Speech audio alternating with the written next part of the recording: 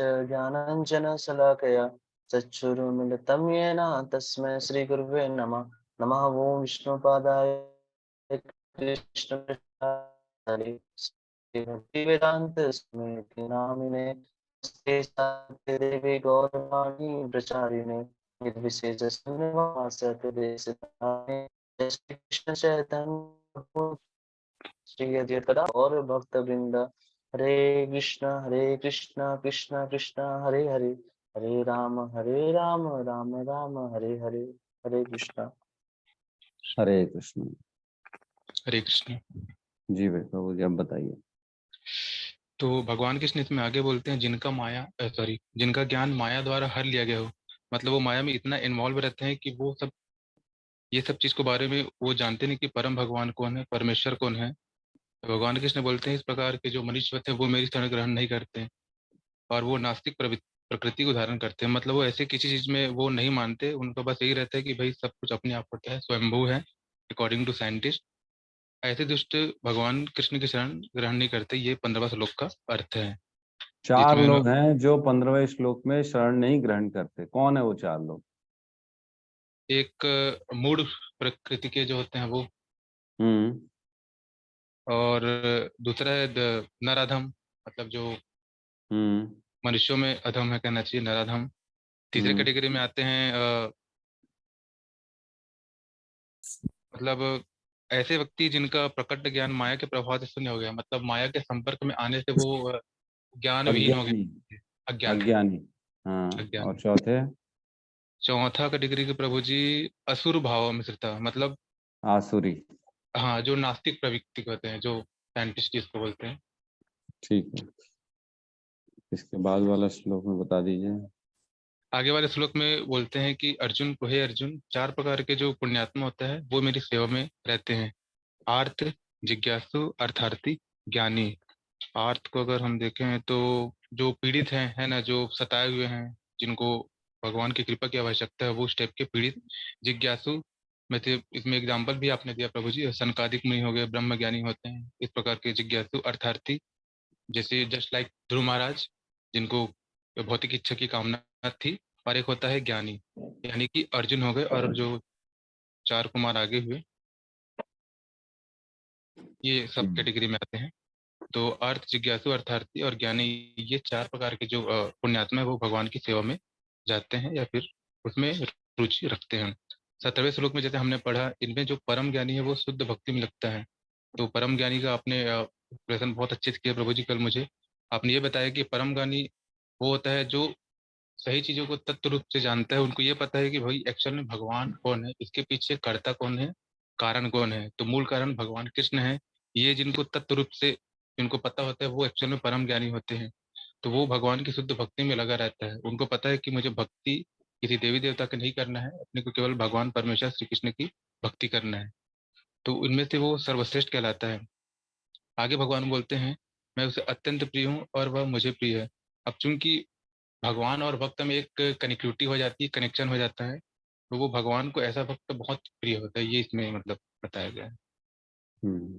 ठीक है, बहुत बढ़िया, बहुत सुंदर, धन्यवाद प्रभु जी। कुछ तो इसका एक तात्पर्य ये भी निकलता है, जो कल अपन ने डिस्कशन किया था, कि भगवान एक व्यक्ति हैं, इसलिए वो अपने बताए हुए चीजों को भी काट रहे हैं। कि मैं सबके लिए समो अहम सर्वभूतेषु बोलते हैं भगवान, मैं सबके लिए समान हूँ। लेकिन जो मुझे प्रिय करता है, जो मुझे मेरे लिए दिन रात चिंतन करता है, उसके लिए मैं थोड़ा एक्स्ट्रा ऑर्डिनरी करता हूँ। वो भी मुझे प्रिय है और मैं भी उसको प्रिय हूँ। ठीक है, तो आज जो हम श्लोक रिसाइट करने वाले हैं वो है 18 और 19। कोशिश करेंगे 19 भी करने के लिए। 18 19 पूरा नहीं हो पाएगा तो भी कोई दिक्कत नहीं, 18 करते हैं अपन, है ना। अध्याय 7 श्लोक क्रमांक 18। उदारः सर्व एवे अवेते ज्ञानी त्वम एव मे मताम आस्थितः स हि युक्तात्मा मामेव अनुत्तमां गतिम। निस्संदेह ये सब उदार चेता व्यक्ति हैं, किंतु जो मेरे ज्ञान को प्राप्त है उसे मैं अपने ही समान मानता हूँ। वह मेरी दिव्य सेवा में तत्पर रहकर मुझ सर्वोच्च उद्देश्य को निश्चित रूप से प्राप्त करता है ना। तो इसमें यही चारों का वर्णन है। निस्संदेह ये सब उदार चेतता व्यक्ति हैं। ये सब मतलब जो चारों की बात चल रही है ना, अर्थो, जिज्ञासु, अर्थार्थी और ज्ञानी, चार की बात चल रही है, जो पिछले श्लोक में है। मतलब 16 नंबर श्लोक में चार जो लोग भगवान की पुण्य करते हैं, सुकृतियां होती हैं जिनकी, जो भगवान की शरण में जाते हैं, उनके बारे में चर्चा चल रही है। निस्संदेह देखो, ये भी समझने की बात है कि आज अगर सिर्फ हम सीधा 17 नंबर ये 18 नंबर श्लोक पढ़ेंगे ना, तो समझ में नहीं आएगा किसकी बात चल रही है। कई लोग गीता का ना एक श्लोक बता देते हैं, इसमें तो ऐसा लिखा है भगवान ने। अरे तो भाई आप समझो उसके पहले वाले श्लोकों में क्या लिखा है, क्योंकि सब रिलेटेड है। लोग ना बहकाने के लिए सिर्फ एक श्लोक कोट कर देंगे और बोलेंगे देखो भगवान ने तो ऐसा कहा। ऐसा नहीं कहा है भगवान ने। आपको उसको पढ़ना पड़ेगा कि किसके विषय में बात चल रही है, कौन सी टॉपिक का डिस्कशन चल रहा है, नहीं तो मूर्ख बन जाएंगे। इसलिए यहाँ निस्संदेह ये सब उदार चेता व्यक्ति हैं, है ना। ये सब मतलब चारों की बात चल रही है। लेकिन इनमें से किंतु जो मेरे ज्ञान को प्राप्त है ना, कौन ज्ञान को प्राप्त है, जो पिछले श्लोक में बात की है 17 नंबर श्लोक में, जो परम ज्ञानी है और शुद्ध भक्ति में लगा रहता है ना, उसकी बात चल रही। किंतु जो मेरे ज्ञान को प्राप्त है उसे मैं अपने ही समान मानता हूं। भगवान कह रहे हैं उसे मैं अपने ही समान मानता हूं, अपने से भिन्न नहीं मानता हूं। वह मेरी दिव्य सेवा में तत्पर रहकर मुझ सर्वोच्च उद्देश्य को निश्चित रूप से प्राप्त करता है। अगर वो कंटिन्यूअसली मेरी सेवा में लगा रहेगा, अगर कभी भी वो नीचे गिरेगा नहीं, जैसे जड़ भरत महाराज जो है ना गिर गए थे हिरण की आसक्ति में, लेकिन ऐसे अगर गिरेगा नहीं नीचे और लगा रहेगा अपने काम करते करते, बस मेरा चिंतन करते करते लगा रहेगा, तो जो उसका टारगेट है मैं कृष्ण, जो वो उसको निश्चित रूप से प्राप्त करेगा। निश्चित मतलब गारंटीड है, श्योर है, 100% मिलने वाला है उसको। लेकिन अगर वो लगा रहेगा तो, नहीं लगा रहेगा गिर जाएगा तो फिर भगवान उसका क्लेम नहीं करते हैं। लेकिन लगा रहेगा, मृत्यु के समय तक लगा रहना चाहिए, हटना नहीं चाहिए। तो इसमें एक चीज इंपॉर्टेंट है, ज्ञानी जो है ना, ज्ञानी के 2 गुण निकल के आए हैं जो मैं पढ़ा रहा था, तो आप नोट कर सकते हैं। ज्ञानी यहाँ पे किसको कह रहे हैं, जो सबसे पहली प्रॉपर्टी है एक निष्ठ हो। एक निष्ठ मतलब एक के फॉलोअर हो, एक की आराधना कर रहा हो, एक की पूजा कर रहा हो, अनेक की नहीं करे या 2 की भी ना करे, एक निष्ठ होना चाहिए। उसको मालूम होना चाहिए मेरे को किसकी पूजा करनी है, किसकी उपासना करनी है, किसके लिए सारे कार्य करने हैं, दिन भर किसका चिंतन करना है, उसी का नाम को स्मरण करना है, उसी के नाम का प्रचार करना है, उसी के बताए हुए रास्तों को फॉलो करना है, भगवत गीता को फॉलो करना है, और जो जो लिखा हुआ उसके अनुसार अपना जीवन बिताना है। एक निष्ठ, है ना। और दूसरी है नित्य युक्त, है ना। नित्य युक्त मतलब ऑलवेज कंटिन्यूअसली अनब्रेकेबल, जो टूटा नहीं, अटूट हो, अटूट उसी में भक्ति में लगा रहे, और एक निष्ठ। ये 2 प्रॉपर्टी है ज्ञानी की। जरूरी नहीं है कि उसको ना सारे श्लोक याद हो, उसको जरूरी नहीं है कि कीर्तन करने आता हो, जरूरी नहीं है कि प्रसादम बनाने आता हो, लेकिन ये है कि भाव से जो है ना एक निष्ठ होना चाहिए और नित्य युक्त होना चाहिए। कुछ ना कुछ भगवान के लिए ही करते रहना चाहिए, जो करे भगवान को सेंटर में ला के करे। तो ये 2 चीजें हैं गुण ऑफ ज्ञानी। हमने पिछले श्लोक में पढ़ा था टाइप ऑफ ज्ञानी, शुष्क ज्ञानी और भक्त ज्ञानी। अब भक्त ज्ञानी के गुण चल रहे हैं। भक्त ज्ञानी के गुण हो गए एक निष्ठ और नित्य युक्त, 2 चीजें आ गई। ठीक है, अब ये 2 क्वालिटी रहेंगी, वही इस श्लोक में कवर होगा, बाकी चीजों की कवर नहीं चल रही। तो तुरंत फर्स्ट डे से आदमी एक निष्ठ और नित्य युक्त नहीं होता है। ये धीरे धीरे धीरे धीरे धीरे स्टेजेस होती हैं। जैसे हम 9 स्टेजेस होते हैं ना, श्रद्धा, है ना, और क्या है साधु संग, और क्या क्या भजन क्रिया, अनर्थ निवृत्ति और निष्ठा, रुचि, आसक्ति, भाव और प्रेम, ऐसा ही है। एक दो आगे पीछे हो सकता है, उल्टा नीचे बता दिया हूं मैं। लेकिन ये सब में जो है ना, आपको एक एक स्टेज में बढ़ना पड़ेगा हमको आगे। श्रद्धा से स्टार्ट होगा, है ना। श्रद्धा है तभी आप लोग सुबह सुबह उठ रहे हो, आ रहे हो, है ना, गीता पढ़ रहे हो, होमवर्क देते तो करते हो, ठीक है, और व्हाट्सएप में भी लगे रहते हो भगवान कृष्ण के प्रचार करने में। तो श्रद्धा है इसलिए ये हो रहा है। तो श्रद्धा वाला जो है ना, वो पॉइंट हमारे ऊपर, ठीक है, हम उसको क्रॉस करके आ चुके हैं। लेकिन किनकी श्रद्धा कोमल भी है, कभी आते हैं कभी नहीं आते हैं, कभी पढ़ते हैं कभी नहीं पढ़ते हैं, तो ठीक है, उनको श्रद्धा पहले अपनी बनानी पड़ेगी भगवान के ऊपर। आपको पता नहीं क्यों मेरे को तो बहुत लगता है, ये आपको लगता है कि नहीं, कि सिर्फ और सिर्फ एक ही ये भगवत गीता है हमारे पास, है ना, जो स्वयं भगवान की वाणी है, जो भगवान खुद ने बोला हुआ, श्री कृष्ण के मुख से निकली हुई वाणी। सोचो हमारे हाथ में, कितने फॉर्चुनेट हैं हम, कितने भाग्यशाली हैं। कोई भी काल में, कोई भी परिस्थिति में स्वयं भगवान की वाणी, भगवान क्या ज्ञान देना चाह रहे हैं, किसी को नहीं मिलती है। ये तो हमको मिल गई। ये आने वाले 2-5 हजार साल बाद ये भी लुप्त हो जाएगी, मिलेगी थोड़ी फिर।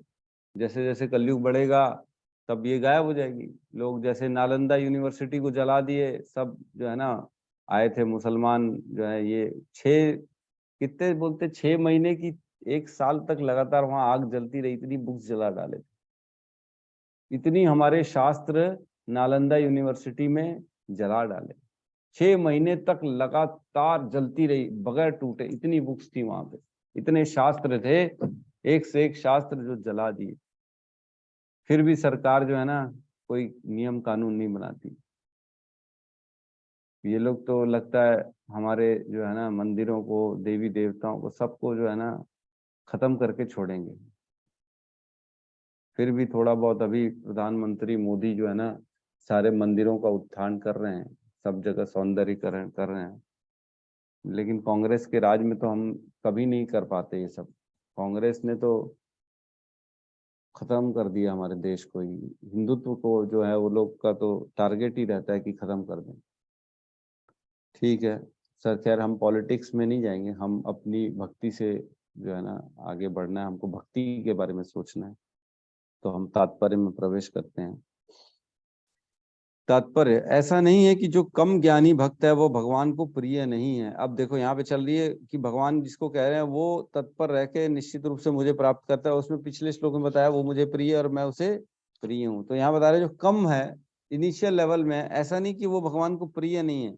भगवान कहते हैं सभी उदार चेता हैं, चारों के चारों। ऐसा नहीं कि चारों जो है आर्तो, जिज्ञासु, अर्थार्थी और ज्ञानी, चारों के चारों उदार चेता है। क्यों उदार चेता है?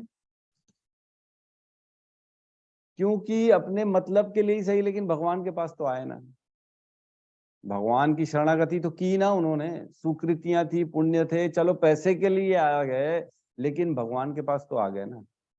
ऐसा तो नहीं है कि गाली बक रहे भगवान को कि पैसा नहीं है दिए मेरे को, ऐसा होता है क्या, ये होता है क्या? नहीं, वो आ रहे भगवान के पास, उनकी प्रेम, उनकी भक्ति कर रहे हैं, उनको जो है ना उनके लिए उपास रख रहे हैं, उनसे मांग रहे हैं। तो भगवान बोलते हैं ठीक है, मेरे पास आया मतलब ये उदार चेता है, ये मेरे को याद तो किया कम से कम। ठीक है, जरूरत में ही सही, लेकिन याद तो किया ना इसने मेरे को। तो भगवान ऐसा कहते हैं। क्योंकि चाहे जो भी भगवान के पास किसी भी उद्देश्य से आए वह महात्मा कहलाता है। जो भक्त भक्ति के बदले कुछ लाभ चाहते हैं उन्हें भगवान स्वीकार करते हैं, क्योंकि इससे स्नेह का विनियमन होता है। वह स्नेहवश भगवान से लाभ की याचना करते हैं, और जब उन्हें वह प्राप्त हो जाता है तो वह इतने प्रसन्न होते हैं कि वे भगवत भक्ति करने लगते हैं। ठीक है, तो मतलब अगर भगवान के पास कुछ पैसे के लिए गए, परेशानी के लिए गए, तो भी भगवान स्वीकार करते हैं, और वो जानते हैं कि मैं इसको दूंगा तो ये फाइनली मेरी तो भक्ति करेगा।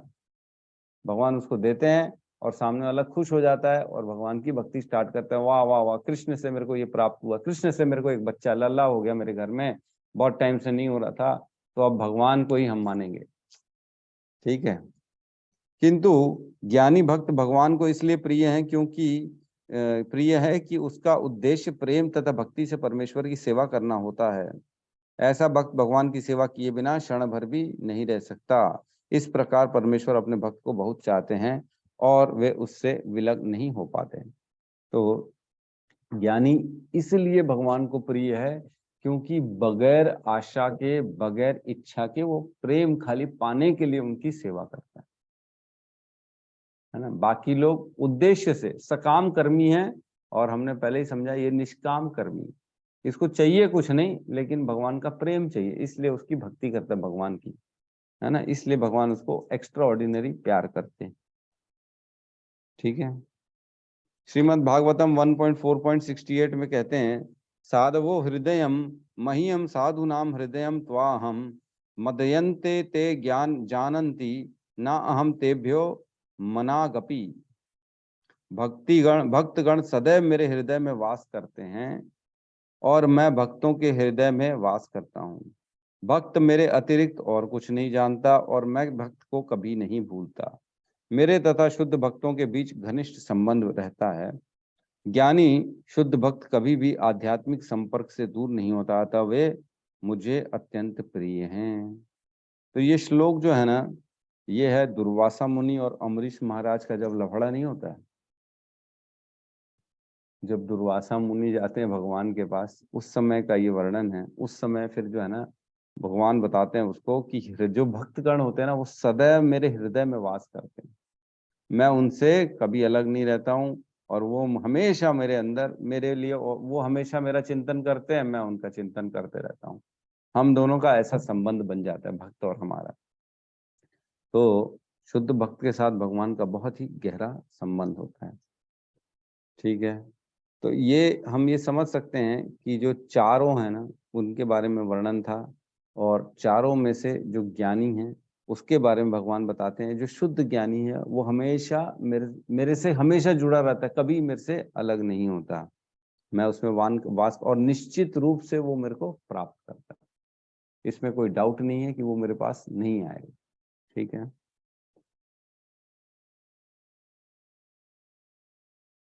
इसमें एक पॉइंट और है जो बहुत इंपॉर्टेंट है डिस्कशन की। इसमें लिखा है, वो मेरे ही समान है, जो मेरे ज्ञान को प्राप्त है उसे मैं अपने ही समान मानता हूँ।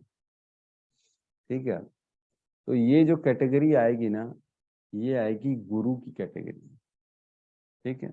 जो गुरु होते हैं उनको भगवान का ज्ञान होता है ना। हमने ऑलरेडी वो श्लोक पढ़ा है, तद विधि प्रणिपातेन परिप्रश्नेन सेवया उपदेशयन्ति ते ज्ञानम ज्ञानिनाम तत्वदर्शिनः। जो ज्ञान को तत्व से जानता है, जो मेरे को पूर्ण रूप से जानता है, वो तुमको उपदेश देगा। क्यों? ताकि तुम उसके पास जाओ और उसकी शरणागति स्वीकार करो और उसकी सेवा करो और उससे प्रश्न करो, तो तब जाके वो तुमको ज्ञान देगा। तो वो जो तत्व ज्ञानी वहां पे बताया गया है ना, वो यहाँ पे भगवान कहते हैं उसी के बारे में कह रहे हैं। जो मेरे ज्ञान को प्राप्त है उसे मैं अपने ही समान मानता हूं। तो उसमें और भगवान में कोई अंतर नहीं है। एक चीज समझो, भगवान बोलते मैं अपने जैसा मानता हूँ, same to same, as per अपने साथ बैठाते ना। कई लोग जैसे बैठते हैं, अरे ये हमारे लायक नहीं, ये तो छोटा आदमी, इसको हमारे साथ उठाओ बैठाओ मत। कई लोग ऐसे होते हैं, नहीं नहीं ये मेरा जिगरी दोस्त है, भले कुछ भी हो, इसको मेरे साथ रहेंगे, जो मेरी रिस्पेक्ट है वो इसकी रिस्पेक्ट होनी चाहिए, है ना। तो भगवान भी वैसे ही कह रहे हैं, जो मेरी रिस्पेक्ट होनी चाहिए वो इसकी भी रिस्पेक्ट होनी चाहिए, क्योंकि ये मेरे समान है। तो अगर हम किसी शुद्ध भक्त की भगवान के समान रिस्पेक्ट करते हैं, तो भगवान उसको स्वीकार करते हैं कि ये मेरे जैसा ही तो है, इसमें और मेरे में कोई अंतर नहीं है, इसलिए इसने इसकी की, मतलब मेरी करनी। समझ रहे हैं? हम इसीलिए इस कौन में गुरु का इतना महत्व होता है। गुरु को इसलिए भगवान की तरह पूजा जाता है क्योंकि ये श्लोक है। गुरु की वैल्यू भगवान के समान है, कम नहीं है, क्योंकि भगवान बोलते हैं मैं उसको अपने समान ही मानता हूं। जो शुद्ध भक्त है, ऐसा नहीं है जो फाल्गु वैरागी जो होता है ना, जो फाल्गु गुरु होते हैं, उनको अपन बैठा के रिस्पेक्ट दे रहे हैं और उनको जो है ना उनको फॉलो कर रहे हैं, है ना, उनको पैसा दे रहे हैं, तो कुछ नहीं होगा। फिर आपको जो है ना, आपने गलत जगह जो है ना गलत रॉन्ग कॉल कर दिया, रॉन्ग नंबर में डायल कर दिया आपने। आपको पहले चिंतन करना है कि शुद्ध भक्त कौन है, उसकी सेवा में लगना है, उसको रिस्पेक्ट देना है और उसको भगवान की तरह ट्रीट करना है, लेकिन शुद्ध भक्त, याद रखिएगा। ठीक है, तो एक श्लोक आता है 10.29.42, देखता हूँ मेरे पास है कि नहीं। नहीं, मेरे पास नहीं इस श्लोक में, भागवतम लाया नहीं मैंने, आप नोट कर लीजिए। और एक श्लोक होता है, एक श्लोक है 1.5.18, ये भी है कि नहीं?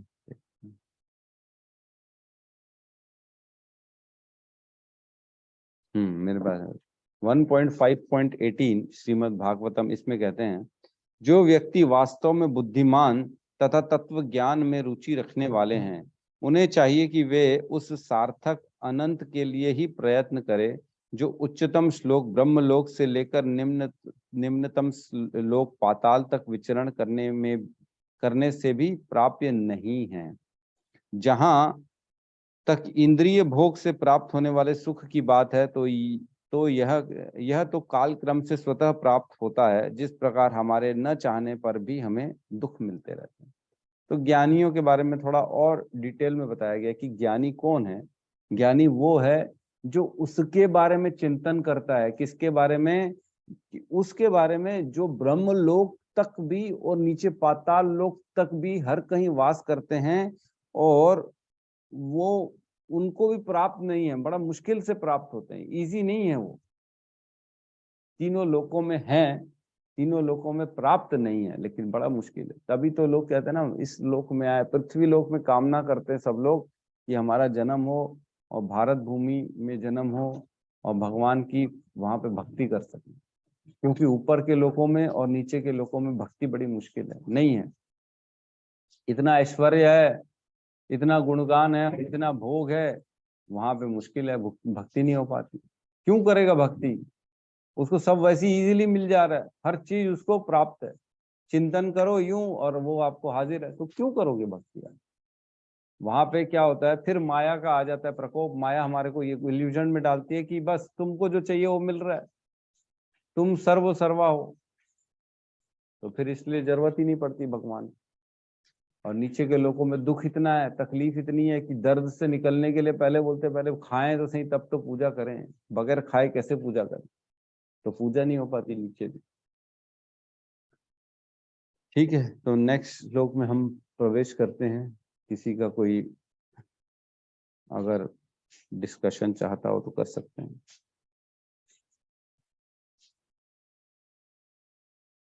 अभी देखिए, सब एक दूसरे के साथ कनेक्टेड है ना। 16वां श्लोक जो हुआ, जिसमें 4 लोग बताए जो भगवान की शरण में आते हैं, ठीक है, आर्तो, जिज्ञासु, अर्थार्थी और ज्ञानी, है ना, 4 लोग आते हैं।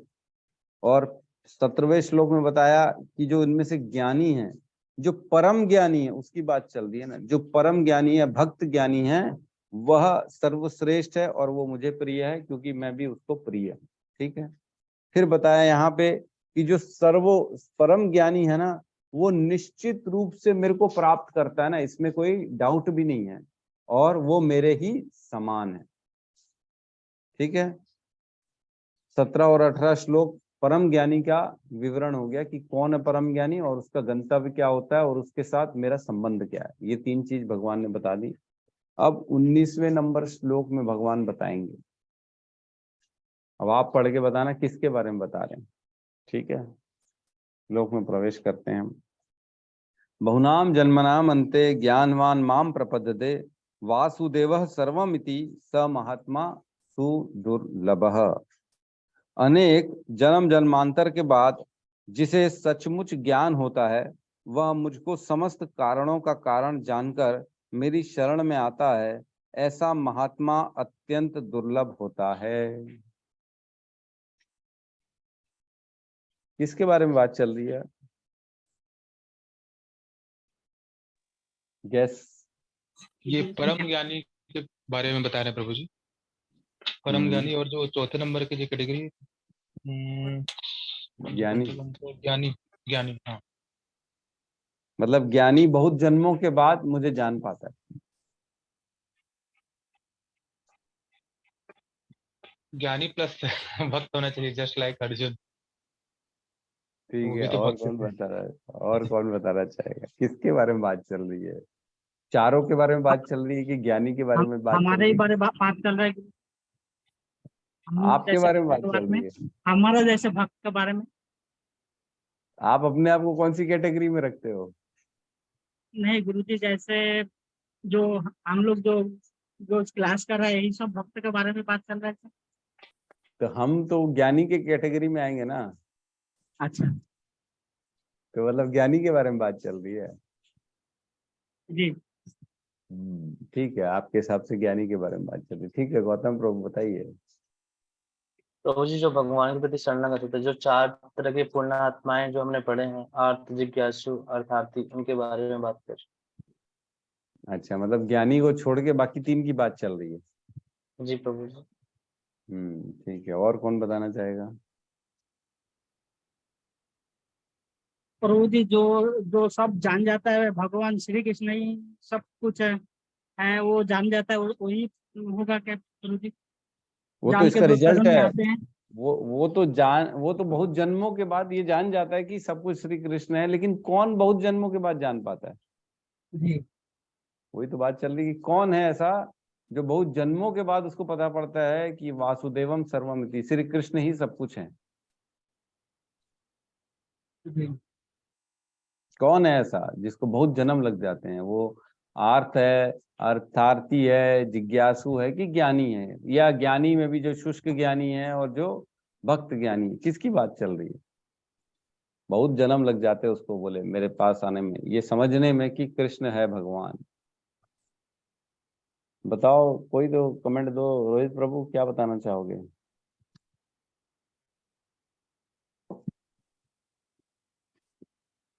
यही होना चाहिए प्रभु जी। सर्वज्ञ जो ज्ञानी मतलब भगवान को जो समस्त कारणों का कारण मानते हैं, यही होंगे प्रभु जी इसमें। मतलब उनके पूर्ण शरणागति हो गए, समस्त कारणों का कारण माने। वो तो कारणों के कारण मान जाते हैं, लेकिन उसको मानने में बहुत जन्म लग जाते हैं। लेकिन कौन वो है जिसको ये ज्ञान प्राप्त होने में बहुत जन्म लग जाते हैं? ज्ञानी होगा गुरु जी। भक्त प्रभु जी, भक्त। हरे कृष्ण प्रभु जी, भक्त ज्ञानी। प्रभु जी मुझे लग रहा है जो नहीं मतलब भगवान के शरणागत नहीं करते उनको समय लगता होगा, क्योंकि ये जो है वो तो शरणागत ऑलरेडी है, बट ये जो हम्म 4 है वो तो शरणागत नहीं है। तो मुझे लग रहा है कि चारों आने चाहिए इसमें, क्योंकि उन्हें समय लग सकता है, क्योंकि ये तो हम्म भक्त के संगत में आ ही जाते हैं जो भगवान के शरणागत ऑलरेडी। तो हम्म ये 4 होने चाहिए मेरे ख्याल से प्रभु जी। हम्म। तो निका माता जी भी कुछ कहना चाहती है? माता जी। हरे कृष्णा, दंडवत प्रणाम प्रभु जी। जो माता जी ने अभी बोला भक्त ज्ञानी, मुझे भी वही लग रहा है। भक्त ज्ञानी आना चाहिए इस श्लोक में, इस कैटेगरी में। ठीक है, अमृत प्रभु आप क्या कहना चाहेंगे? आपकी विशेष। गुरु जी एक बार मैं और बोलना चाहता हूँ। 1 मिनट रुकिए, अब आप अमृत प्रभु को बोलने दीजिए। यस। तो जी उसमें वो अर्थातु और जिज्ञासु इन लोग आएंगे क्या? अच्छा, ये 3 लोग आएंगे, अर्थ, अर्थार्थी और जिज्ञासु। ठीक है। यस, स्वपन प्रभु बोलिए एक और बार, क्या बोलना चाहते हैं? तो गुरु जी अर्थ अर्थ आएंगे, जैसे गजेंद्र का कथा आता है इसमें, जो आखिरी में 10 साल तक जो एक मगरमच्छ के साथ लड़ाई होता है और आखिरी में वो भगवान के शरण में जाता है, श्री विष्णु के शरण में जाता है और वो उसमें रक्षा करते हैं और उसको सिर्फ गोलोक वृंदावन मिलता है। गजेंद्र का कथा आता है प्रभु जी अर्थ से। हाँ, गजेंद्र को अपने आर्तों की कंडीशन उसमें रखा भी था कैटेगरी में। ठीक है, जी ठीक है, कोई बात नहीं। और कौन बताना चाहेगा? सोनाली माता जी आप कुछ कहना चाहेंगी? प्रभु जी ज्ञानी आएंगे इसमें, मुझे ऐसा लगता है। ज्ञानी आएंगे, ज्ञानी आएंगे। अच्छा ठीक है, चलिए। और कौन बताना चाहेगा? राहुल प्रभु आप बताइए। जी हरे कृष्ण प्रभु जी, धन्यवाद प्रणाम। जी प्रभु जी, हरे कृष्णा, बताइए। प्रभु जी मुझे भी वही ज्ञानी पुरुष ही लग रहा है प्रभु जी। ज्ञानी लग रहा है। तो ठीक है, चलिए अब अपन मैं बताता हूँ इसमें है क्या, ट्विस्ट क्या चल रहा है इसमें, आप समझिए। बहुनाम जन्मनाम अन्ते ज्ञानवान माम प्रपद्यते। बहुत जन्मों के बाद ज्ञानी मुझे पूजता है ना, मेरी शरण में आता है, और उस ज्ञानी को ये ज्ञान मिलता है कि वासुदेव ही सर्वोच्च हैं, हर कहीं कृष्ण है, सब जगह कृष्ण ही मौजूद हैं और हर चीज कृष्ण में ही आश्रित है। ठीक है, सर्वम इति स महात्मा सुदुर्लभ, ऐसे लोग सुदुर्लभ है। अब समझिए कि जो पिछले 2 श्लोकों में अपन ने डिस्कशन किया है ना, 18 और 17 में, इसमें भगवान ने ऑलरेडी बताया कि परम ज्ञानी जो होता है ना, वो शुद्ध भक्ति में लगा रहता है, वो सर्वश्रेष्ठ है, बता दिया भगवान ने, और वो मुझे प्रिय है और मैं भी उसको प्रिय हूं। तो जो परम ज्ञानी है उसकी बात तो नहीं चल रही, क्योंकि वो ऑलरेडी भगवान की शरण में आया हुआ है, उसको तो मालूम है, वो तो भगवान की शुद्ध भक्ति कर रहा है, उसकी बात नहीं चल रही है, उसको यहाँ पे जन्मों की बात नहीं है। वो जो परम ज्ञानी है वो ऑटोमेटिक आ चुका है भगवान की शरण में। अब जो शरण में नहीं आए हैं उनकी बात चल रही है ना। मतलब किसकी बात चल रही है? आर्तो, जिज्ञासु और अर्थार्थी। और इसमें शुष्क ज्ञानी भी आ सकता है, जो अभी खाली जो है ना इनिशियल लेवल पे है और उसके अंदर अभी जो है ना अपना अहंकार भरा हुआ है, वो भी आएगा इसकी कैटेगरी में। लेकिन बेसिकली ये देखा जाए तो ये 3 तो आएंगे ही आएंगे, उनकी बात चल रही है, ज्ञानी की बात नहीं चल रही। ज्ञानी तो ऑलरेडी भगवान की शरण में है, वो तो औसी परम ज्ञान है, उसको तो भगवान मालूम है कि भगवान है हर कहीं। तो ये 3 की बात चल रही है। उनको बहुत जन्म लग जाते हैं भगवान की शरणागति आने। तो मतलब जो इन कैटेगरी में आएगा ना, उनको बहुत जन्म लगेंगे अभी भगवान की भक्ति करने में। इसका दूसरा अर्थ ये भी निकल सकता है कि जो भगवान की भक्ति में लगे हुए हैं वो बहुत जन्म लग गए उनको यहाँ तक पहुंचने में। जो हम लोग हैं, आप लोग हो, आप लोगों को बहुत जन्म लग गए ये समझने में कि कृष्ण ही सर्वमिति, वासुदेवम सर्वमिति। समझे? तो हम क्योंकि अपने पुराने जन्मों के बारे में कुछ जानते नहीं है, इसलिए हम ये एनालाइज नहीं कर सकते कि पता नहीं कितने जन्म हो गए होंगे। लेकिन चूंकि भगवान बोल रहे हैं तो हमको मानना पड़ेगा, और मानना ही चाहिए, और इसके अलावा कोई विकल्प भी नहीं है कि हमारे बहुत जन्म हो गए हैं उसके बाद जाके हम इस कैटेगरी में आ पाए हैं। लेकिन अभी भी पूरी तरह से नहीं आए हैं, अभी समय लगेगा, अभी परम ज्ञानी नहीं है हम। 7.3 मनुष्यानाम सहस्रेषु किश्चित यतति सिद्धये यतताम अपि सिद्धानाम किश्चित वेति तत्वतः, है ना, यही वाला श्लोक है मेरे ख्याल से। हाँ जी प्रभु जी, इसका भी मीनिंग सेम हो गया ना? हाँ, कि बहुत कम लोग होते हैं जो मेरी जो है शरणागति स्वीकार करते हैं, और जो शरणागति स्वीकार करते हैं उसमें भी बहुत कम लोग होते हैं जो मेरे को जान पाते हैं। तो बहुत ही फॉर्चुनेट हैं हम। देखिए किस तरह से भगवान हर चीज बता रहे हैं हमको समझना चाहिए कि कितनी गहराई है, कितने जन्म लग गए, कितने पुण्य किए, कितनी मुश्किल से हम इस कैटेगरी में आ पाए हैं। समझ रहे हैं? बोलते ना, कई बार हम जाके देखते हैं पिक्चर हॉल में या कहीं पे भी, हम ऐसी जगह देते हैं वीआईपी कॉरिडोर में, या नेता भाषण दे रहा है, स्टेज में जगह मिल गई, किसी के लिए सीट बुक हुई, अरे वाह कितना वीआईपी है, इसके लिए तो हमेशा हर कहीं सीट बुक रहती है, इसको तो जरूरत ही नहीं। हमको तो टिकट के लिए कहीं कहीं परेशान होना पड़ता है, ट्रेन की टिकट नहीं मिलती है, ये नहीं मिलती है। कई लोग होते हैं जो एक फोन करते हैं, हाँ टिकट चाहिए, तो बाकी लोगों को काट के उनको टिकट दे दी जाती, पकड़ो आप तो वीआईपी हो, आपको कैसे नहीं देंगे। तो आप लोग सब उसी कैटेगरी में हो जो भगवान कहते हैं कि आप लोगों को मैंने चुना है मेरी भक्ति के लिए। उसी कैटेगरी में आपने सबको बाहर कर दिया है और भगवान की शरणागति आपको मिली, बाकियों को नहीं मिली। तो अपने आप को कभी भी कम नहीं समझना चाहिए। हम भगवान के प्रिय हैं, भगवान के खास हैं, इसलिए भगवान ने हमको चुना है। ठीक है, मतलब जिनको पहले भक्ति नहीं थी उनको, उनकी बात चली, उनको बहुत जन्म लग गए भगवान की भक्ति करने में, ठीक है। मतलब बहुत भक्ति, बहुत जन्म लगते हैं भगवान की भक्ति प्राप्त करने में, है ना। अनेक जन्म जन्मांतर के बाद जिसे सचमुच ज्ञान होता है वह मुझको समस्त कारणों का कारण जानकर मेरी शरण में आता है। ऐसा महात्मा अत्यंत दुर्लभ होता है, अत्यंत, ठीक है। इस पे थोड़ा ज्यादा जोर देंगे, अत्यंत दुर्लभ होता है। और ये बहुत इंपॉर्टेंट श्लोक है, ये सबको याद करना है, कल हम पूछेंगे सबसे।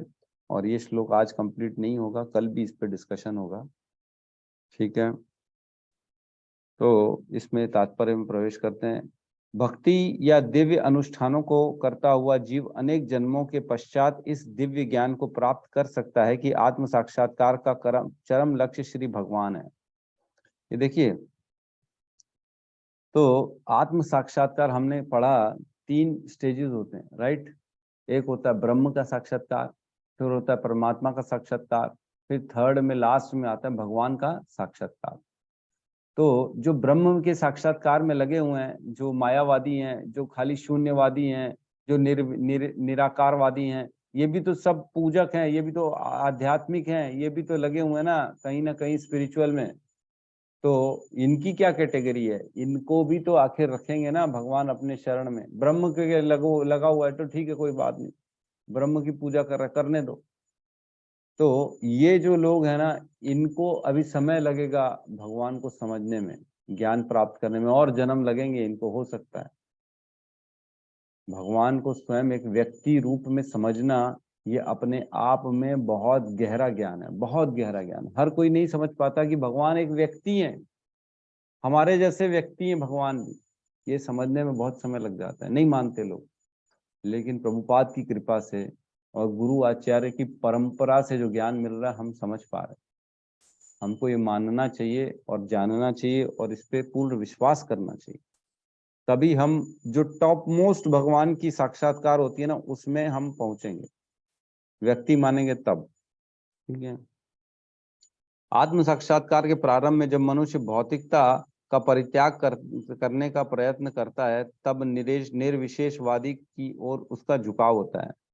तो इनिशियल लेवल में वो, उसको लगता है बस शक्ति है, कोई काम तो कर रही है, अब उसका कोई आकार नहीं है, कोई स्वरूप नहीं है, कोई पर्टिकुलर जगह नहीं है, लेकिन हर कहीं है वो, और एक शक्ति है, ठीक है। किंतु आगे बढ़ने पर वह ये समझ पाता है कि आध्यात्मिक जीवन में भी कार्य है और इन्हीं से भक्ति का विधान होता है। तब उसको फिर एक और लगता है, नहीं ये तो ठीक है, इसके अलावा आध्यात्मिक जगत है, एक अलग ही सारी चीजों की आइडेंटिटी है, ठीक है। इसकी अनुभूति होने पर वह भगवान के प्रति आसक्त हो जाता है और उसकी शरणागति ग्रहण करता है। इस अवसर पर वह समझ सकता है कि कृष्ण की ही कृपा ही सर्वस्व है, वे ही सब कारणों के कारण हैं और यह जगत उनसे स्वतंत्र नहीं है। वह इस भौतिक जगत को आध्यात्मिक विविधताओं का विकृत प्रतिबिंब मानता है और अनुभव करता है। तो ये समझने में बहुत टाइम लगता है, धीरे धीरे स्टेजेस आती हैं। पहले ब्रह्मवादी होगा, फिर परमात्मा के लिए मानेगा, फिर जाके भगवान की स्वरूप को मानेगा। तो इसमें समय लग जाता है। और इसमें बता रहे हैं कि वह इस भौतिक जगत को आध्यात्मिक विविधताओं का विकृत प्रतिबिंब मानता है ना। ये एक्चुअल में जो पेड़ होता है, या हम देखते हैं कहीं पे भी कोई पानी में रिफ्लेक्शन दिखता है, जैसे चांद का रिफ्लेक्शन दिखता है पानी में, किसी का भी रिफ्लेक्शन दिखता है, तो एक्चुअल में वो वस्तु है, इसीलिए उसका रिफ्लेक्शन दिख रहा है ना। चांद नहीं होगा तो रिफ्लेक्शन नहीं दिखेगा, है ना। उसी प्रकार जो भौतिक संसार में जो प्रेम है, जो भी चीजें हैं, वस्तुएं हैं, ये विकृत प्रतिबिंब है उसका जो ओरिजिनल वहां पे है ना। विकृत मतलब एज एकदम ओरिजिनल नहीं दिखेगा, थोड़ा कम दिखेगा, उसमें क्वालिटी कम दिखेगी, उल्टा दिखेगा, है ना, खराब दिखेगा, लेकिन दिखेगा। वैसी है वहां का प्रेम, यहाँ के क्या बन गया, लस्ट बन गया, जिसको हम काम वासना में बोलते हैं। प्रेम यहाँ आके वासना बन गया। सच्चित आनंद वहां पे थे, यहाँ पे आए तो सुख संपत्ति और इसके इल्यूजन में फंस गए, और हम सुख को अपना आनंद मानने बैठ गए, जबकि सुख में आनंद नहीं है। तो इस प्रकार ये विकृत प्रतिबिंब है ना। और अनुभव करता है कि प्रत्येक वस्तु का परमेश्वर कृष्ण से संबंध है, तो उसको समझ में आता है कि ये विकृत है और हर चीज वहां से आई है, इसलिए हर चीज का संबंध कृष्ण से।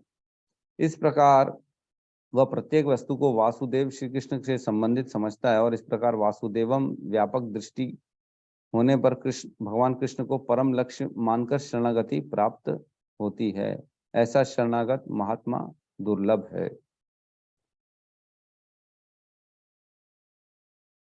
तो एक बार क्या हुआ, एक कथा आती है इससे रिलेटेड।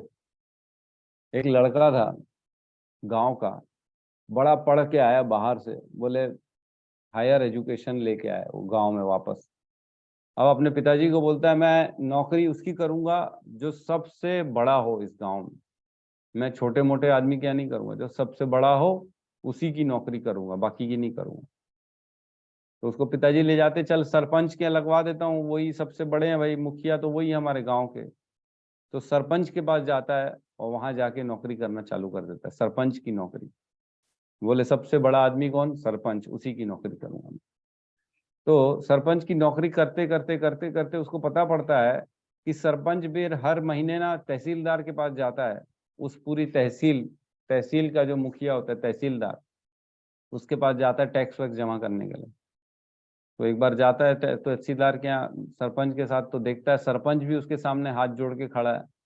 तो बोले सरपंच तो बड़ा आदमी नहीं है, फिर इसकी नौकरी छोड़ो, तहसीलदार की नौकरी करो। फिर तहसीलदार के पास चला जाता है नौकरी करने, बोले मेरे को सबसे बड़े आदमी की करनी है, मैं तुम्हारी करूंगा। बोले ठीक है करो। तो तहसीलदार की नौकरी करते करते करते करते उसको बाद में पड़ता है कि तहसीलदार भी जो है ना, वो जो है ना मंत्री के पास जाता है, मंत्री जो उस एरिया का रहता है उसको टैक्स जमा करने के लिए। तो बोले ये भी बड़ा नहीं है, मंत्री के पास ज्वाइन करूंगा। बोले तहसीलदार को छोड़ो, मंत्री के पास काम में लगता है। तो मंत्री के पास जब कोई काम करता है तब उसको पता पड़ता है मंत्री भी राजा के नीचे है, राजा सबसे ऊपर है, पूरे पृथ्वी का राजा। तो बोले ये सर्वश्रेष्ठ है, पृथ्वी का पूरे राजा है, अखंड पृथ्वी का, मैं इसके पास नौकरी करूंगा, उसको मंत्री को भी छोड़ो। तो राजा के पास नौकरी करने लगता है। तो राजा के पास जब नौकरी करता है तो देखता है राजा भी रात में कहीं जाता है, और जहां जाता है वहां उनको दंडवत प्रणाम करता है। कहाँ जाता है, बोले रात को जाता है कुटिया में, जंगल में किसी की कुटिया में जाता है, वो उसको दंडवत प्रणाम करता है। तो पता करता है तो वो बोले साधु पुरुष था, वो गुरु साधु पुरुष, उसकी अनुमति के बिना राजा कुछ नहीं करता है। जब जाता है उनको प्रणाम करता है, मुकुट खोल के उनके सामने नीचे झुक के बैठता है, और वो साधु पुरुष ऊपर बैठता है। तो बोले राजा से भी ऊपर कौन है, ये साधु पुरुष। तो उसकी नौकरी करता है। बोले साधु, इसको छोड़ो राजा को, मैं साधु की नौकरी करूंगा। तो साधु की नौकरी चालू करता है वो। तो साधु को देखता है, साधु का भी जो है ना सर झुकता है कृष्ण के सामने। वो देखता है आप तो कृष्ण के सामने झुकते हो। बोले आपसे ऊपर भी कोई है क्या। बोले मैं तो कुछ नहीं हूं, सबका कारण करने वाला कौन है, कृष्ण, सर्व कारण कारणम कृष्ण है। तो बोले फिर मैं कृष्ण की नौकरी करूंगा, आपकी क्यों करूंगा। तो बोले एकदम सही बात किया तुमने। साधु कहते हैं वो साधु, वो गुरु, वो माता, वो पिता, वो एक्चुअल में अपना कर्तव्य नहीं निभा रहे हैं जब तक किसी को भगवान की शरणागति नहीं करा रहे हैं।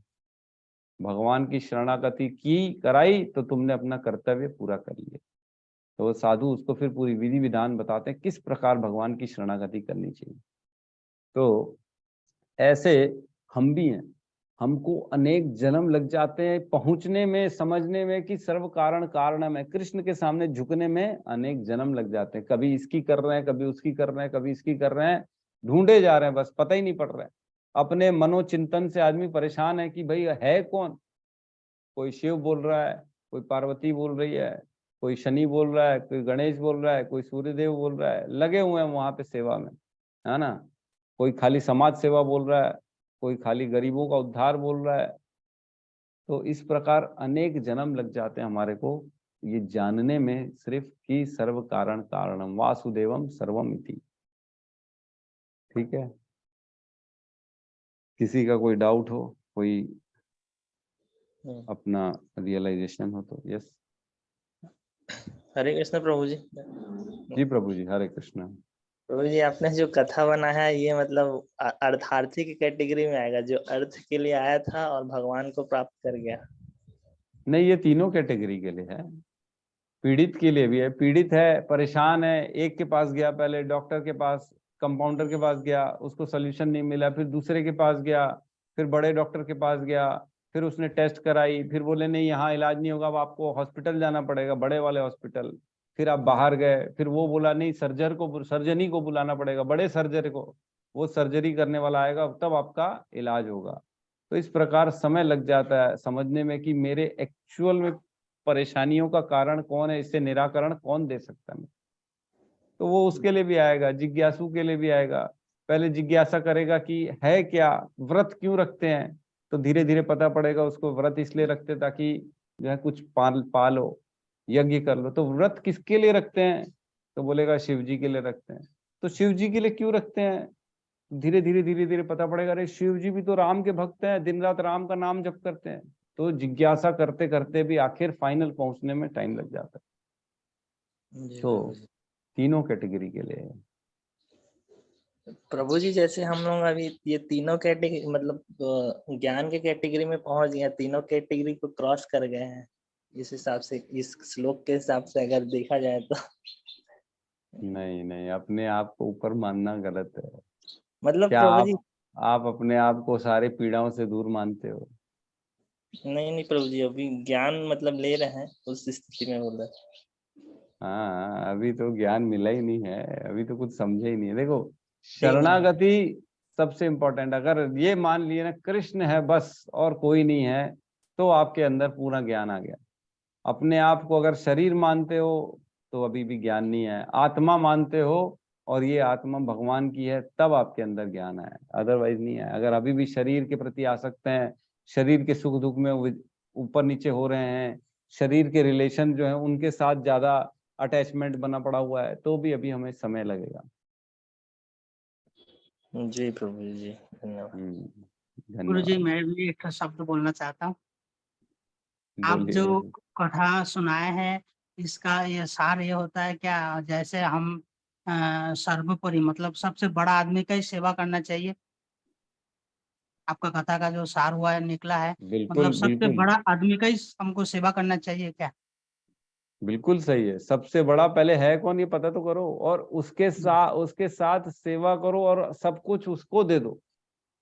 ये होती है एक्चुअल में इस कथा का अपना मतलब सार ये हो गया। और गुरुजी और बोलना चाहता हूँ, जैसे वो पौधा के जड़ में पानी डालो, पत्ता में ना डाल के जड़ में भी एक कथा आता है, उसमें भी उसी वही से ही सार होगा कि हमको सबसे बड़ा आदमी का ही सेवा करना चाहिए। हाँ, सबसे बड़ा तो ठीक है, मतलब सबका कारण है वो, सबसे बड़ा भी है और सबका कारण भी वही है, ये मानना चाहिए।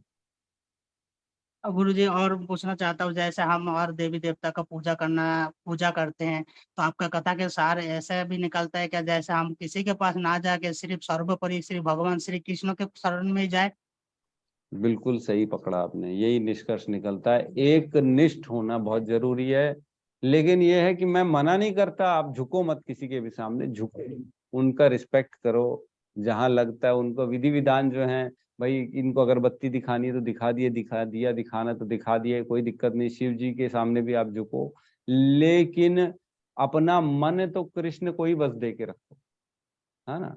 और ये मान के चलो ये भगवान के शुद्ध भक्त हैं, इनसे बड़ा तो कोई भक्त है ही नहीं।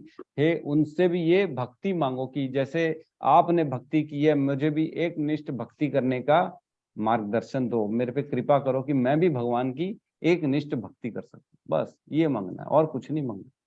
जी गुरुजी और बोलना चाहता हूँ, जैसे आप बताए जड़ में पानी डालो तो पूरा पत्ता में चला जाता है, वैसे हम तो फिर भगवान सब में देवी देवता में जाते हैं, तो हम भोले बाबा में क्यों जाए? हम जब कृष्ण में सब कुछ मिल जाता है तो हमको दूसरा के पास जाने का क्या आवश्यकता है?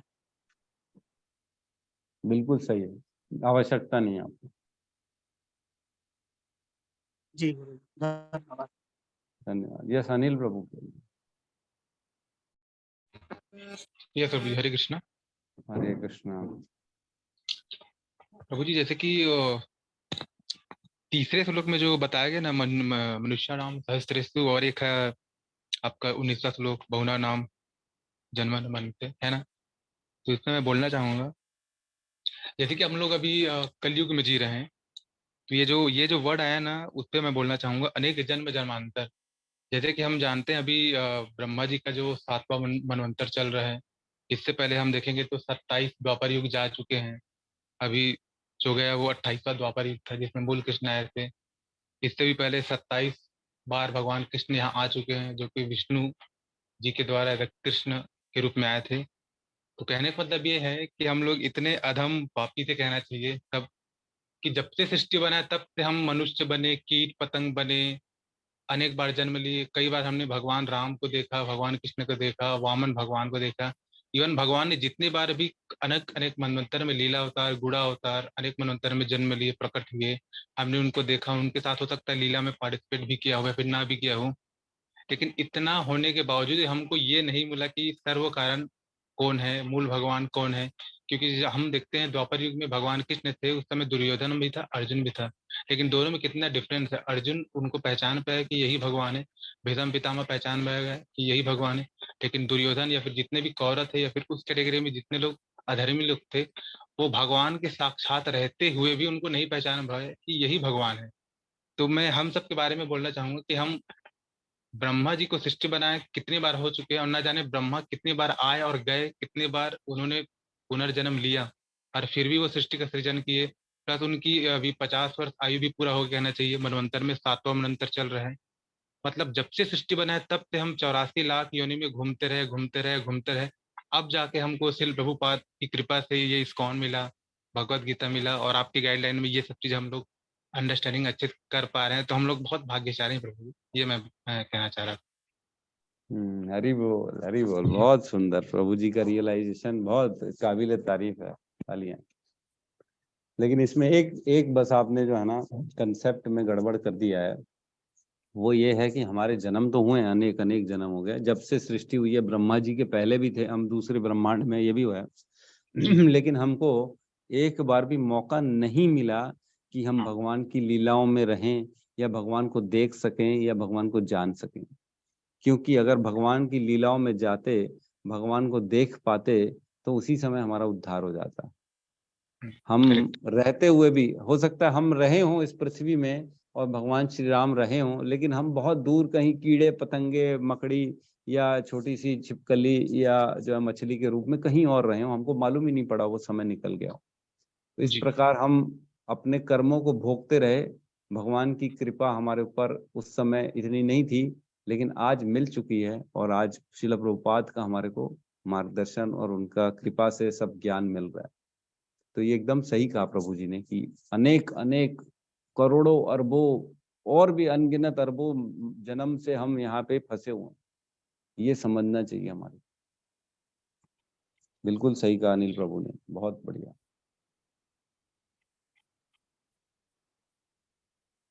कहिए प्रभु जी, और भी कुछ कह रहे हैं तो ठीक है। नहीं प्रभु जी ठीक है, मैं बस यही सोच रहा था 2-3 दिन से, मतलब उतने स्टेज में चला गया था, मेरा सिर दर्द दे रहा था एकदम, मतलब सोच सोच के, मतलब हो क्या रहा है। फिर मैं जब कैलकुलेशन किया ना, जो ब्रह्मा जी की आयु है, तो पहले पेज में आप देखेंगे तो है ना, जो भी चतुर्युग है और जो 100 वर्ष की आयु है, उनका 12 घंटे में ही मतलब 14 मनवंतर हो जाता है उनके, केवल 12 घंटे में, और 12 घंटे भी उतनी रात्रि होती है। तो इतना उठक पटक करने के बाद हमको अब जाके ये ज्ञान हुआ है कि भाई हम कृष्ण को समझे, गीता को समझे, भगवान कृष्ण के द्वारा जो शिक्षाएं दी है उनको अनुसरण करें, उनको अंडरस्टैंडिंग करें। तो ये सब बहुत सारी चीजें हैं। ये इसीलिए तो ये सब भगवत गीता की क्लास में हम बोलते हैं, आओ पढ़ो समझो। जैसे जैसे ये रियलाइजेशन होना चाहिए, ये भाव अंदर से प्रकट होना चाहिए कि मैं कर क्या रहा हूँ। अपने इतने सारे जीवन मैंने बर्बाद कर दिए खाली भोग भोगने में, है ना। कहते हैं ना, क्या बोलते हैं, ऋषभ महाराज, ऋषभ देव जी बताते हैं अपने पुत्रों को जब ज्ञान देते हैं, तो बोले भोग भोगना तो सुअर और कुत्ते लोगों का भी काम है, वो भी भोग भोग रहे हैं। सुअर, सूकर और कुकर भी तो सब यही कर रहे हैं, इंद्रिय तृप्ति तो कर रहे हैं, और हम भी इंद्रिय तृप्ति करें, तो दोनों में फर्क क्या है। बोले हमारा उद्देश्य ये नहीं है, हमारा उद्देश्य तपो दिव्यम सत्य कायेन पुत्रकम। तपो दिव्यम, तपस्या में डालो किसकी? तपो दिव्यम सत्य कायेन, अपनी सत्य को प्राप्त करने की, जो एक्चुअल में ट्रुथ है उसको प्राप्त करने की तपस्या में डालो अपने आप को। ये हमारे मनुष्य का जीवन। लेकिन आज की पीढ़ी सिर्फ भोग भोगने में, खाली संतुष्टि, अपने को ये चाहिए वो चाहिए, खाना पीना और खाली जो है ना काम मैथुन सुख, यही चाहिए और कुछ नहीं। इनसे ऊपर उठो, बहुत ऊपर उठो, अदरवाइज निकल जाएगा जीवन। जैसे 30 40 50 साल निकले ना, वैसे आने वाले भी 40 50 साल निकल जाएंगे। एक दिन आ जाएगी मृत्यु, काल आ जाएगा, फिर बोलेगा किया क्या तूने जीवन में? कुछ नहीं किया। बोले ऐसी बर्बाद कर दिया खाने पीने में, सुख में। बोले हाँ बर्बाद कर दिया। चल फिर बोले नीचे जा, दूसरी योनियों में जाओ, तुम्हारे वही, तुम उसी के लायक हो। जिस प्रकार इतने साल निकाल डाले ना, अरबों खरबों साल निकाल डाले अनेक योनियों में, वैसी फिर जाओ दूसरी योनियों में, फिर जाओ, फिर हमको फंसा दिया जाएगा उन योनियों। तो ये रियलाइजेशन ही निकालना है जो अनिल प्रभु को मिला हुआ है। ठीक है, हमारी क्लास का उद्देश्य यही है कि भगवत प्राप्ति कैसे हो, उसके लिए अग्रसर हों, और उसके लिए आज अभी इसी समय कार्य में लगें। अपने कार्य करते करते कृष्ण का चिंतन करें। कार्य छोड़ना नहीं है, लेकिन चिंतन भी नहीं छोड़ना है भगवान का। जी ठीक है, बहुत बढ़िया प्रभु जी। तो 7 बज गए हैं, क्लास को अब विराम देते हैं जी।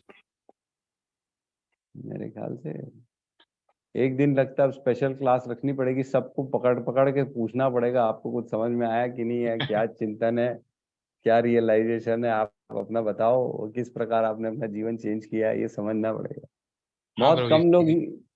बहुत कम लोग ही इसमें जवाब देते हैं। आप सबको पार्टिसिपेट करना चाहिए, अपनी संशय, अपने डाउट, अपने रियलाइजेशन बताना चाहिए, ताकि लोगों को इसलिए नहीं बताना चाहिए कि आपके अंदर ज्ञान आ गया, इसलिए बताना चाहिए कि दूसरों को प्रेरणा मिले, दूसरों को ये मॉरल मिले, अरे वाह इनका तो ये स्थिति है, मेरी स्थिति कहाँ है ना?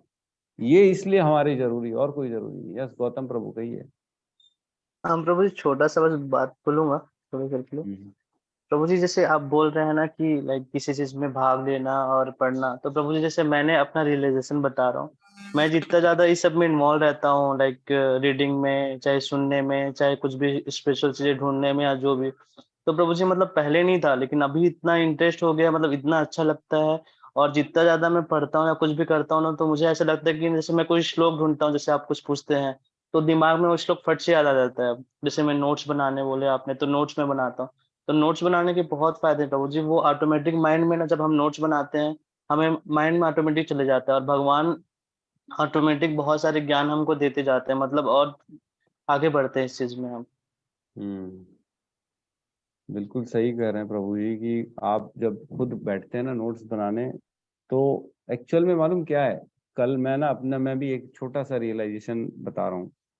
मैं अब ना अपने गीता के श्लोक को लिख रहा हूँ, एक रजिस्टर बना रहा हूँ अपना, जिसमें बहुत इंपॉर्टेंट श्लोक लिख रहा हूँ। तो मेरे वैसे लिखे हुए हैं श्लोक, पहले लिखे थे मैंने, कम लिखे थे, ये सारे जो है ना मेरे लिखे हुए श्लोक ही हैं सारे। लेकिन जैसे दूसरे अध्याय से मैंने पहले सिर्फ 15-20 श्लोक लिखे थे, तीसरे अध्याय से 10 लिखे थे, चौथे अध्याय से 15 लिखे थे, ऐसा मैंने लिखा था। लगभग 100-150 श्लोक लिखे थे, 101 श्लोक लिखे थे। लेकिन मेरे को लग रहा था कि अब जो है ना मेरे को और श्लोक याद हो करने भी चाहिए, और याद हो भी रहे हैं। तो और इम्पोर्टेंट जो श्लोक थे सेकंड कैटेगरी वाले, उनको भी मैंने लिखना चालू किया। तो अभी 4-5 दिन से मैं लिख रहा हूँ। तो मेरे को लगा कि मैं ये कर क्या रहा हूँ, ये ठीक कर रहा हूँ कि नहीं लिख रहा हूँ। इसको तो मैं चाहूँ तो तुरंत कॉपी पेस्ट मार के प्रिंट निकाल सकता हूँ, मैं इतना समय क्यों दे रहा हूँ इसमें?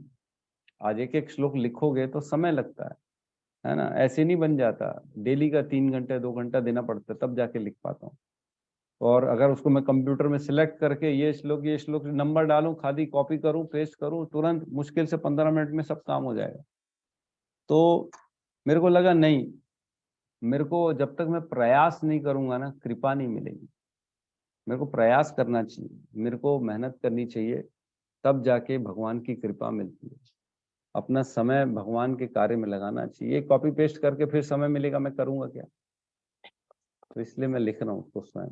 तो बिल्कुल सही कहा प्रभु जी ने, नोट्स बनाना चाहिए। जितना जितना हम प्रयास करते हैं उतनी उतनी भगवान की कृपा हमको मिलती जाती है। प्रभु जी मैं एक चीज और कहना चाहूंगा, बस 1 मिनट। जैसे कि मैं जो करता हूँ वो मैं आप सबको बता रहा हूँ। मतलब कई लोग मेरे से पूछते हैं आप गीता का श्लोक कैसे याद करते हो। अब हो सकता है आपका भी स्टाइल मेरे जैसा हो। तो जैसा आपने बोला प्रभु जी, अपने को लिख लिख के देखना चाहिए। तो अगर साइंस की दृष्टि से देखें ना, तो हम जितनी बार श्लोक को रिसाइट करते हैं, लिखते हैं, जैसे हमने एक श्लोक ले लिया, धर्म क्षेत्रे कुरुक्षेत्रे संवेत युवत्सवा मामका पांडवश्च किम कुरुवते संजय। ये जब मैंने याद किया ना तो मेरे को याद नहीं हो रहा था, तो मैं सोचा लिख के देखा। तो जब मैं उसको कम से कम 7-8 बार लिखा ना प्रभु जी, तो 90 बार मेरे को याद हो गया। तो मैंने ये वो मतलब एक्सपीरियंस किया कि जैसे कि हम साइंस की दृष्टि से देखें तो हमारा जो आंख है ना, एक प्रकार से कैमरा है। अब चूंकि आंख ऑलरेडी कैमरा है प्राकृतिक रूप से, तो जितनी बार हम वो श्लोक देख रहे हैं, पढ़ रहे हैं, तो उसका जो इमेज है ना वो हमारे ब्रेन पे बन रहा है ना। धर्म क्षेत्र कुरुक्षेत्र संवेता युद्धवा। अब उसको मैंने 1 बार लिखा, 2 बार लिखा, 3 बार लिखा, 7 बार लिखा। इसका मतलब ये कम से कम 7 बार हमारा ब्रेन ने उसकी फोटो क्लिक ली, मतलब उसका फोटो लिया, तो ब्रेन में एज इट इज वो छप जाता है। तो आप जैसा बोल रहे हो सेम वही, हम जितनी बार उसको लिख के प्रैक्टिस करेंगे तो ब्रेन उसको कैप्चर करेगा और याद हो जाता है। ये तो हो गया मतलब उसको कैसे याद करें। अब चूंकि हमको अभ्यास करना है, तो मेरा क्या स्टाइल है, जब मैं पूजा करता हूँ ना, पूजा तो हो गया, अगरबत्ती घुमा दिया, भगवान को मैंने दिया, कुछ जला लिया, तो जितने सारे श्लोक है ना, मैं भगवान को बहुत पहले 1 साल पहले से बोल कर रखा था, भगवान मैं जो श्लोक याद कर रहा हूँ वो आपको मैं सुनाना चाहता हूँ। हो सकता है कभी स्पीड कम हो या फिर ज्यादा हो, उस पर आप ध्यान मत देना। पहले से मैंने भगवान को बना लिया था। तो जब मैं दीपक जब दिखाता हूँ प्रभु जी, तो आंख बंद करके फिर आंख खोल के ना, जितने सारे श्लोक है ना, धर्म क्षेत्र से जो से लेकर स्टार्ट होके जो लास्ट श्लोक है ना, सर्वधर्मान परित्यज्य मामेकम शरणम व्रज अहम त्वं सर्व पापेभ्यो मोक्षयिष्यामि मा शुचा। यहाँ तक मैं कंप्लीट करता हूँ। ये मतलब डेली होता है। तो कोई लोग पूछते हैं यार तू इतनी फ्लुएंसी से कैसे बोल लेता है, तो उसका सीक्रेट आज यही है, मैं वही श्लोक बार बार रोज दोहराता हूँ, रोज दोहराता हूँ, रोज दोहराता हूँ। अब वो देखा देखी सुन के ना, मेरी वाइफ राधिका, वो भी मतलब उनको भी 2-3 श्लोक याद हो रहे हैं। जब मैं बोलता हूँ ना तो वो भी कुकिंग करते सुना देती, इसके बाद ये आएगा ऐसा करके। तो ये मैं करता हूँ प्रभु जी, तो सब बाकी सब लोग भी कर सकते हैं सर। हरि बोल, बहुत सुंदर, बहुत सुंदर। सोनिका माता जी भी कुछ कहना चाहती। हरे कृष्ण प्रभु जी, धन्यवाद प्रणाम प्रभु जी। सबकी रियलाइजेशन सुन के मैं अपनी भी शेयर करना चाहती हूँ। मैं जैसे फर्स्ट चैप्टर, सेकंड चैप्टर और 15th चैप्टर अभी कर रही हूँ, और मैं जैसे भूमिका से स्टार्ट करती हूँ, और जो बीच में श्लोक कोट हुए ना वो भी रीड करती हूँ। उससे क्या होता है कि जो आगे इंपॉर्टेंट श्लोक आते हैं वो पहले ही लर्न हो जाते हैं, क्योंकि कोट वही वही बार बार होते हैं। तो डेली रूटीन में मैं ऐसा करती हूँ, रीड करती हूँ। तो तीनों चैप्टर के बीच में जो आते हैं वो भी सभी करती हूँ, तो इससे बहुत इजी हो जाता है याद करना। हरे कृष्णा। बिल्कुल बिल्कुल, प्रयास जो है ना, कुल मिला के प्रयास आप करेंगे, बार बार जो है ना, हथौड़ा मारने से एक बार फाइनली आखिरी हथौड़े में पत्थर टूट ही जाता है। बार बार मारेंगे नहीं टूट रहा, इसका मतलब ये नहीं है कि उसका इफेक्ट नहीं है। आप अभी याद नहीं हुआ, लेकिन आप पढ़ो पढ़ो पढ़ो, लेकिन एक बार याद हो जाएगा। तो वैसे एज सच याद करना कोई जरूरी नहीं है। आपने याद कर लिया तो अच्छा है, नहीं याद किया तो भी कोई ऐसा कोई कंपलसरी नहीं है कि भगवान सुनेंगे, ऐसा जरूरी नहीं है। मत याद करो भले, लेकिन कम से कम उस ज्ञान को ग्रहण करो, अपने आचरण में लाओ, उसको अपने लाइफस्टाइल में लाओ, ये उद्देश्य है एक्चुअल। ठीक है, तो बहुत समय हो गया है, हम ज्यादा समय नहीं लेंगे और क्लास को आज क्लोज करते हैं। सब मिलके हरे कृष्ण महामंत्र का जाप कर लेते हैं। ठीक है, ठीक है। हरे कृष्णा हरे कृष्णा हरे कृष्ण कृष्ण हरे कृष्ण कृष्णा हरे हरे हरे, हरे राम राम राम हरे हरे। सभी भक्त वृंद सभी की भक्त जय। वृंद की जय। जगत गुरु शील प्रभुपाद की जय। निताय गौर प्रेमानंदे। हरि हरि बोल। हरि हरि बोल।